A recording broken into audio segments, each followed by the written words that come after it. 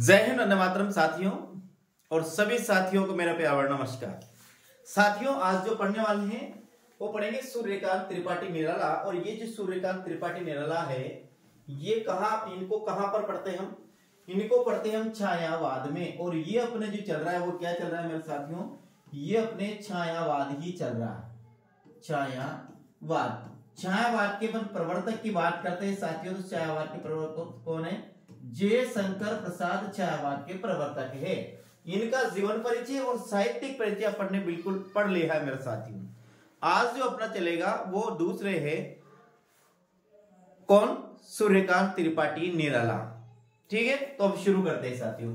देखिए इनका जन्म दे रखा है साथियों यहाँ पर 1906 में, लेकिन अपन को यहाँ पर 1997 भी याद रखना है और यहाँ पर 1998 भी याद रखना है। जो साथियों राजकीय विद्यालयों में किताबें चलती है अपने स्कूलों में, वहां पर किसी में साथियों 96 में है, किसी में 97 में और किसी के 98, यानी तीनों ही तिथि यहाँ पर दे रखी है।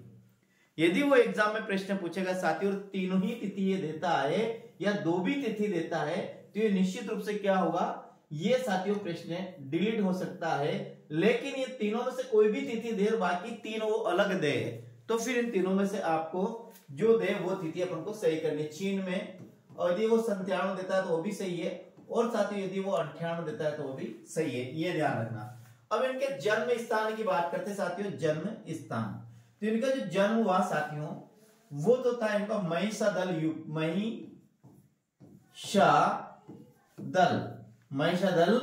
और ये महिषादल का गढ़कोला महिषादल है साथियों, ये पश्चिम बंगाल में। कहां पर है? महिषादल, जिला मेदिनीपुर, जिला का नाम है मेदिनीपुर, और ये पश्चिमी बंगाल में साथियों। तो इनका जन्म स्थान तो हुआ महिषादल, जिला मेदिनीपुर, और पश्चिम बंगाल में इनका क्या हुआ? जन्म हुआ। यदि इनके पैतृक स्थान की बात करते हैं या इनके मूल स्थान की बात करते साथियों, वह ग्राम गढ़कोला, उन्नाव, यूपी। यानी कि दादा परदादा जो थे साथियों वे यूपी के रहने वाले थे। यूपी में भी कहां के? ग्राम है गढ़कोला, और उन्नाव की है रहने। उन्नाव क्या है? जिला है। लेकिन सूर्यकांत त्रिपाठी निराला के हम जन्म की बात करते हैं तो इनका है साथियों महिषादल, और जिला मेदिनीपुर। जिला क्या आएगा? मेदिनीपुर जिला है, और ये कहां है? पश्चिमी बंगाल में पड़ता है। ये पश्चिम बंगाल में इनका जन्म हुआ था। महिषादल, जिला मेदिनीपुर, पश्चिम बंगाल में सूर्यकांत त्रिपाठी ने जन्म हुआ था। और उनका पैतृक गांव है साथियों ग्राम गढ़कोला, उन्नाव, यूपी है।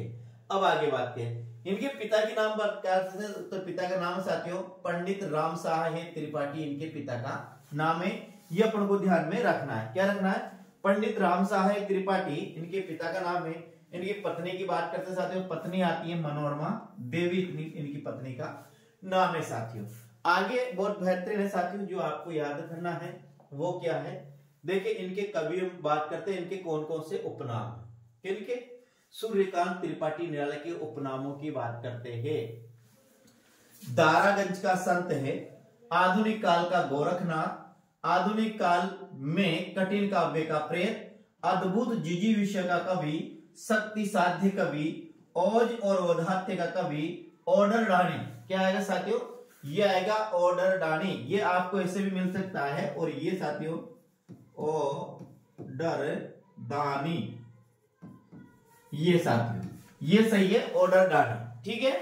अनंत्य मानवीय करुणा का कवि, विस्तृत सरोकारों का कवि, और महाप्राण, ये सब साथियों क्या है? सूर्यकांत त्रिपाठी निराला के उपनाम है। ये ध्यान में रखना है। क्या रखना है? अद्भुत जिजीवा कवि, औज औदात्य, और एक और आगा विद्रोह का कवि, औज औदात्य और विद्रोह का कवि। इसके बाद साथ ही विस्तृत सरोकार कवि देख लिया अपन ने, ये है विस्तृत सरोकार का कवि। इसके बाद ओदर ढाणी अपन ने देख लिया। एक और से ध्यान रखनी है, यह है दारागंज का संत। क्या? दारागंज का संत साथियों, ये इनका एक और उपनाम मिलता है। तो इतने उपनामों को अपन को याद में रखना है। क्या है? दारागंज का संत ऊपर लिखा हुआ है, दारागंज का संत है, आधुनिक काल का गोरखनाथ, आधुनिक काल में कठिन काव्य का प्रेत, अद्भुत जिजीविषा का कवि, शक्ति साध्य कवि, औज औदात्य, और यहाँ पर आएगा और विद्रोह का कवि। क्या आएगा? और विद्रोह का कवि, ऑर्डरडानी, अनंत मानवीय करुणा का कवि, विस्तृत सरोकारों का कवि, और महाप्राण। ये देखिए जिजीविषा का होती है साथियों जीने की इच्छा। क्या होती है? जीने की इच्छा को क्या कहते हैं? जिजीविषा। पिपासा पीने की इच्छा, मुमूर्षा मरने की इच्छा, तितिर्षा तैरने की इच्छा। इसी प्रकार जो जिजीविषा होती है साथियों उसे कहते हैं जीने की इच्छा। तो ये सब किसके नाम है? सूर्यकांत त्रिपाठी निराला के उपनाम है। आगे हम इसके बारे में और जानकारी प्राप्त करते हैं। निराला की प्रथम कविता जुहू की कली 1916 में प्रकाशित हुई थी। ध्यान में रखना, निराला की पहली कविता है, यदि आपसे पूछ लिया जाए तो उस कविता का नाम है जूही की कली।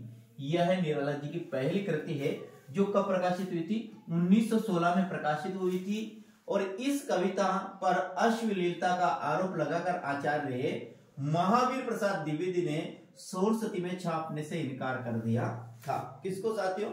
जूही की जो कली है ये सूर्यकांत त्रिपाठी निराला की पहली कविता है जो 1916 में प्रकाशित हुई थी। लेकिन उस समय हिंदी साहित्य का जो विश्वकोश किसी पत्रिका कहा जाए तो साथियों सरस्वती को कहा जाता है। और उस समय सरस्वती पत्रिका का संपादन कर रहे थे महावीर प्रसाद द्विवेदी, जिन्होंने 1903 से लेकर साथियों 1920 तक सरस्वती पत्रिका का संपादन किया। तो जो महावीर प्रसाद द्विवेदी थे इन्होंने इस जूही की कली कविता को सरस्वती पत्रिका में छापने से क्या कर दिया था? मना कर दिया था। किस? इसमें अश्लीलता का आरोप लगाकर। किसकी? सूर्यकांत त्रिपाठी निराला की। कवि और व्यक्ति के रूप में निराला को प्रबल विरोध सहना पड़ा। ध्यान रखना, कवि और व्यक्ति के रूप में निराला को प्रबल विरोध सहना पड़ा। इन्हें हिंदी कविता में मुक्त छंद का प्रवर्तक माना जाता है। इन्हें साथियों रबड़ छंद का प्रवर्तक भी माना जाता है। किसो? हिंदी साहित्य में। यानी कि हिंदी साहित्य को छंद से मुक्त करने का यदि किसी को श्रेय दिया जाता है साथियों तो निराला को ही दिया जाता है। निराला को रबड़ छंद का प्रवर्तक भी माना जाता है। हिंदी कविता को छंद से मुक्त करने का श्रेय दिया जाता है तो भी निराला को ही दिया जाता है। ये दोनों चीजें आपको ध्यान में रखना है मेरे साथियों। आगे बात करते हैं। क्या? इन्हें हिंदी कविता में मुक्त छंद का प्रवर्तक माना जाता है। यानी कविता को यदि छंद के बंधन से मुक्त किया तो वो पहले पर किया साथियों सूर्यकांत त्रिपाठी निराला। क्या रखना है? निराला यदि हिंदी कविता को छंद के बंधन से यदि सर्वप्रथम किसी ने मुक्त किया है तो वो क्या? सूर्यकांत त्रिपाठी निराला ने किया है मेरे साथियों। आगे आपको ध्यान में रखना है। निराला की प्रथम कृति जूही की कली छंद के बंधन से मुक्त थी। ये इनकी जो प्रथम कविता थी जिसका नाम है जूही की कली और एक कब प्रकाशित हुई थी? ये 1916 में प्रकाशित हुई थी, जिसे महावीर प्रसाद द्विवेदी ने सरस्वती पत्रिका में क्या? छापने से मना कर दिया था। किसे? छापने से मना कर दिया। आगे निराला की प्रथम रचना अनामिका का प्रथम भाग का प्रकाशन 1920 में हुआ था। इनकी प्रथम रचना है साथियों अनामिका, जिसका प्रथम भाग 1920 में प्रकाशित हुआ था। याद रखना, कविता जो पहली कविता है कौन? यदि कविता पूछा जाए तो कविता में क्या आएगा? जूही की कली आएगा। क्या आएगा साथियों?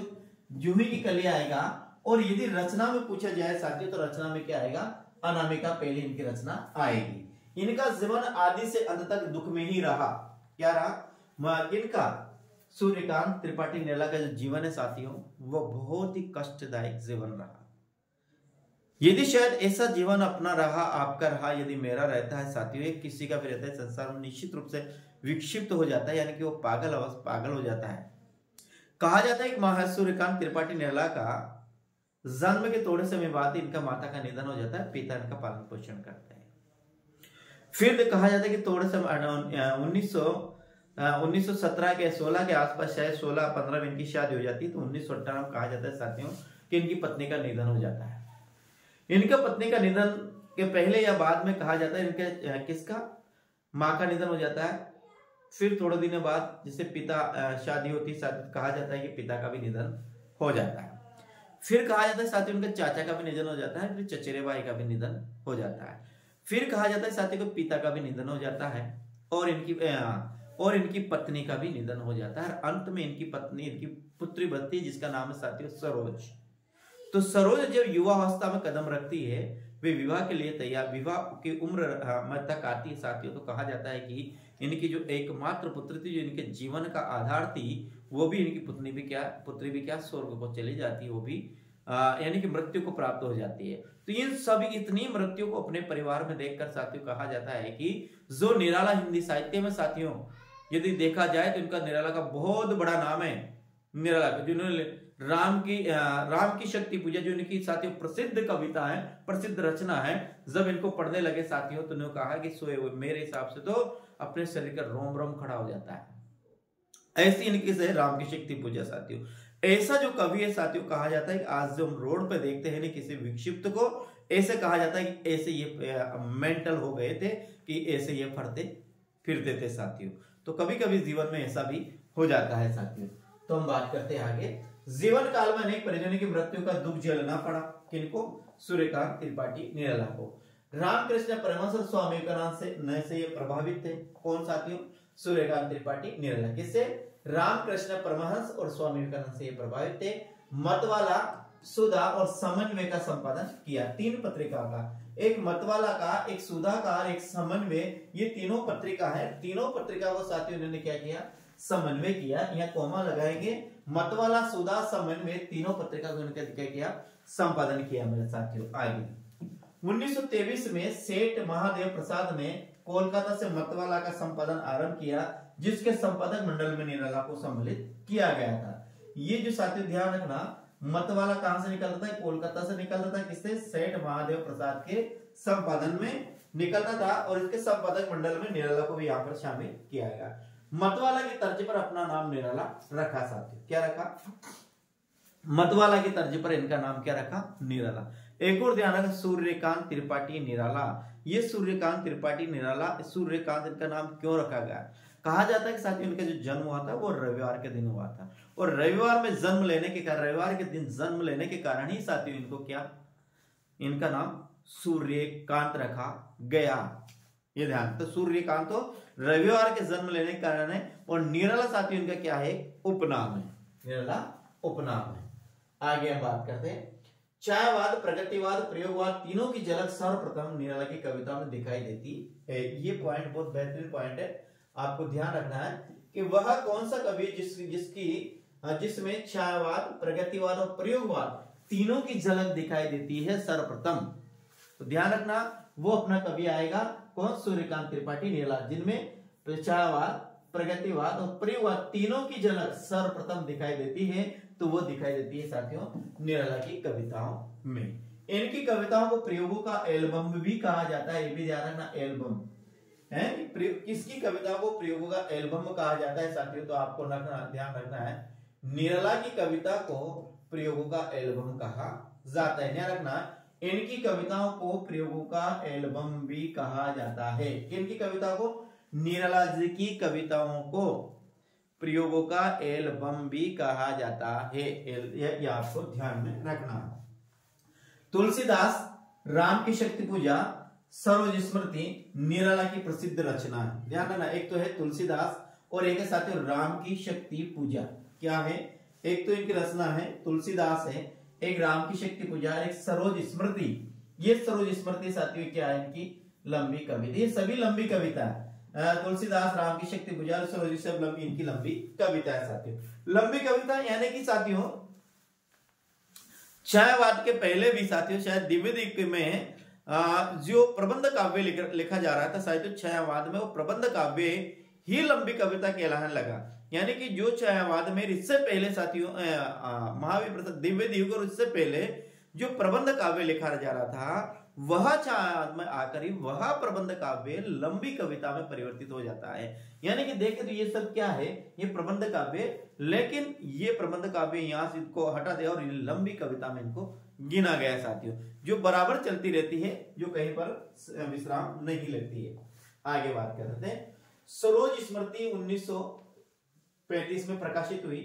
निराला का शोक गीत है, जो उन्होंने अपनी पुत्री सरोज की स्मृति के 2 वर्ष बाद लिखा। साथियों ध्यान रखना, निराला क्या ये जो सरोज स्मृति है साथियों, ये क्या एक शोक गीत है, यानी अपनी दिग्वंध पुत्री की याद में लिखा गया है, अपनी पुत्री की मृत्यु के बाद लिखा गया है। सरोज स्मृति 1935 में साथियों प्रकाशित हुआ और इनकी पुत्री का नाम है सरोज, और सरोज की स्मृति में यह लिखा गया।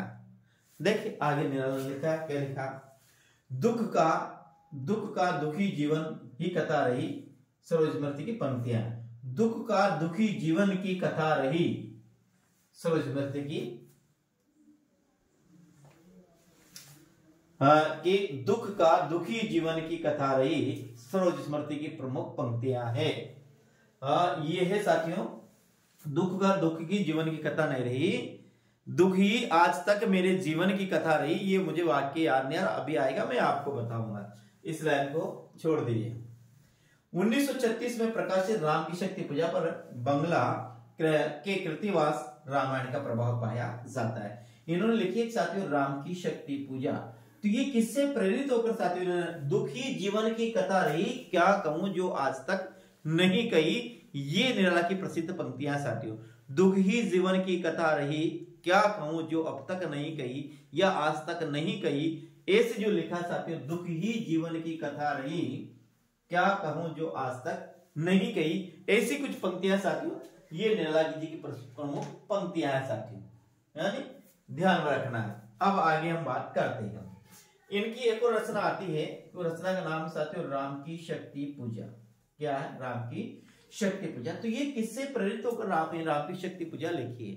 तो जैसे साथियों अपन वाल्मीकि कृत रामायण है, वैसे ही साथियों बंगाल में कृतिवास रामायण है साथियों शायद बंग कवि ने लिखी है। किसने? बंग कवि ने लिखी है कृतिवास रामायण। तो ये कृतिवास जो रामायण, जैसे रामचरितमानस तुलसीदास ने लिखी है, उसी प्रकार ये जो बंगाल में कृतिवास रामायण है, इस रामायण से प्रेरित होकर सूर्यकांत त्रिपाठी निराला ने क्या लिखी है? राम की शक्ति पूजा लिखी है मेरे साथी। आगे, वह तोड़ती पत्थर, भिक्षुक, बादल राग, विधवा, कुकुरमुर्ता आदि निराला की प्रगतिवादी रचना है। ध्यान रखना, निराला की प्रगतिवादी रचना कौन सी है, तो ये भी आपको ध्यान रखना है। इनकी रचना एक आती है वह तोड़ती पत्थर, भिक्षुक, बादल राग, विधवा और कुकुरमुर्ता आदि साथियों निराला जी की प्रगतिवादी रचना है। कुकुरमुर्ता में शोषित तथा कुकुरमुर्ता तो है शोषित का प्रतीक, और गुलाब है साथियों शोषक वर्ग का प्रतीक। यह कुकुरमुर्ता है, इसमें कुकुरमुर्ता में दो है साथियों, एक तो है कुकुरमुर्ता है और एक है साथियों इसमें गुलाब। तो ये जो गुलाब है ये तो है शोषित वर्ग का प्रतीक है। किसका? शोषित वर्ग का प्रतीक है। और ये कुकुरमुर्ता है साथियों, गुलाब है ये तो किसका? शोषक वर्ग का प्रतीक है। शोषक का मतलब है जो शोषण करता है वह शोषक कहलाता है, और जिनका शोषण किया जाता है वो कहलाता है शोषित। तो कुकुरमुर्ता तो है साथियों शोषित का प्रतीक है, और गुलाब साथियों इसमें शोषक का प्रतीक है। आगे बात करते हैं, रचना है अनामिका, परिमल, गीतिका, तुलसीदास, अणिमा, बेला, अर्चना, आराधना, गीत गुंज और सांदे कले। ये इनकी प्रसिद्ध रचना है साथियों, किनकी? सूर्यकांत त्रिपाठी निराला की। अनामिका, परिमल, गीतिका, तुलसीदास, अणिमा, बेला, अर्चना, आराधना, गीत गुंज और सांदे कली साथियों। अनामिका, परिमल, गीतिका, तुलसीदास, अणिमा, बेला, अर्चना, आराधना, गीत गुंज और सांदे कली साथियों। ध्यान रखना, अनामिका, परिमल, गीतिका, तुलसीदास, अणिमा, बेला, अर्चना, आराधना, गीत गुंज और सांदे कली, ये इनकी प्रसिद्ध रचना है। सांदे कली मृत्यु उपरांत प्रकाशित हुई। और देखें यहां पर आपको ध्यान रखना है, दो चीजें आपको यहां पर देखने को मिलेगी। एक है साथियों सांदे कली तो निराला की रचना है, ध्यान रखना। सांदे कली किसकी रचना है? सांदे कली साथियों निराला की रचना है। और सांदे जो गीत है साथियों ये महादेवी की रचना है। सांदे कली निराला की है और सांदे गीत किसकी है? महादेवी वर्मा की है। ये भी आपको ध्यान रखना है। क्या? सांदे कली निराला की रचना है और सांदे गीत किसका है? महादेवी वर्मा का। साथियों आगे हम बात करते, अब अपना आता है सुमित्रानंद पद आता है साथियों। अब इसमें आप देखिए, इसमें अब और कुछ देखते हैं, नई चीजें देख और भी है साथियों इसमें। आगे हम बात करते हैं, ये तो इनकी रचना। अब बात करते हैं साथियों इनका उपन्यास है, किनके, निराला के उपन्यासों की बात करते हैं। किसकी बात करते हैं? निराला के अपने उपन्यासों की बात करते हैं। तो इनका उपन्यास है प्रमुख रूप से क्या है, बात कर रहे हैं उपन्यास की बात करते हैं। तो उपन्यासों में बात करते हैं तो उपन्यास में अपना आता है अलका, अप्सरा, प्रभावती, निरुपमा। क्या आती है? एक तो साथियों इनका आता है अलका, अलका के बाद आता है अप्सरा, अलका, अप्सरा, अलका, अप्सरा, प्रभावती, प्रभावती, अलका, अप्सरा, प्रभावती, फिर है निरुपमा, निरुपमा, निरुपमा। इसके बाद बात करते हैं तो यहाँ और आते हैं साथियों काले कारनामे और चमेली, काले कारनामे और एक चमेली, चमेली। और एक और आती है साथियों इनकी जो उपन्यास में आता है वो आता है उच्छृंखला, उच्छृंखला और ता। ये इनके साथियों उपन्यास किसके? सूर्यकांत त्रिपाठी निराला के। क्या है? अलका है, अप्सरा है, प्रभावती है, निरुपमा है, काले कारनामे है, चमेली है और उच्छृंखलता है। ये इनके क्या है? उपन्यास है। आगे हम बात करते हैं साथियों इनके रेखा चित्र की बात करते हैं। तो इनके रेखा चित्र भी हमें मिलते हैं। किसकी बात करते हैं? रेखा चित्र। अब रेखा चित्र पहले बार तो होता क्या है इसके बारे में बात करते हैं। क्या लिखा? मैंने लिखा है रेखा चित्र लिखा। अब देखिए रेखा चित्र होता है क्या? ऐसा किसी पुरानी घटना को जो अपने जीवन में घटित हुई है उसका इस प्रकार से वर्णन करना कि पढ़ने वाले के आंखों के सामने वह चित्र उपस्थित हो जाए, वह कहलाता है साथियों रेखा चित्र। तो रेखा चित्र में देखते हैं, रेखा चित्र में दो मिलते हैं। रेखा चित्र में साथियों कुल्ली बाट है, देखिए बिल्लेश्वर बकरिया। क्या है? एक तो है कुल्ली भाट है और एक के साथ दूसरा है बिल्लेश्वर बकरिया, बिल्लेश्वर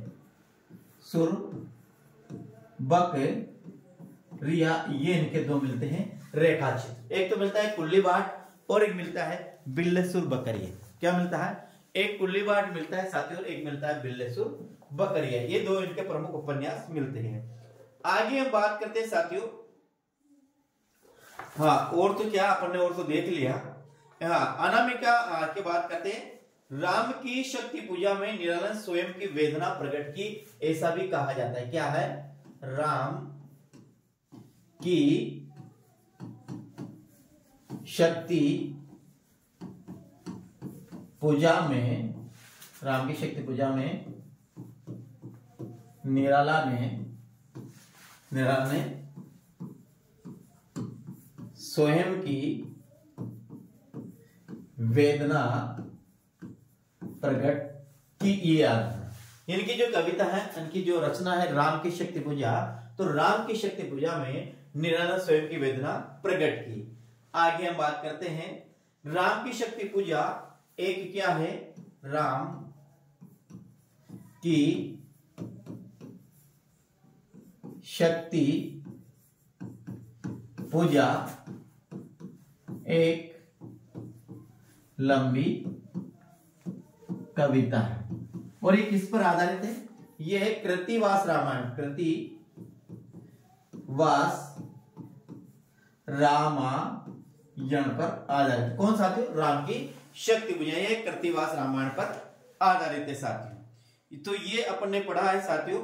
और इनका जो संपूर्ण साहित्य है, निराला का जो संपूर्ण साहित्य है, निराला का संपूर्ण जो साहित्य है वो संपूर्ण साहित्य निराला, ध्यान रखना, निराला रचनावली नाम से 8 खंडों में प्रकाशित है। कितने खंडों में? 8 खंडों में प्रकाशित है। निराला का जो संपूर्ण साहित्य है वो निराला रचनावली के नाम से 8 खंडों में प्रकाशित है।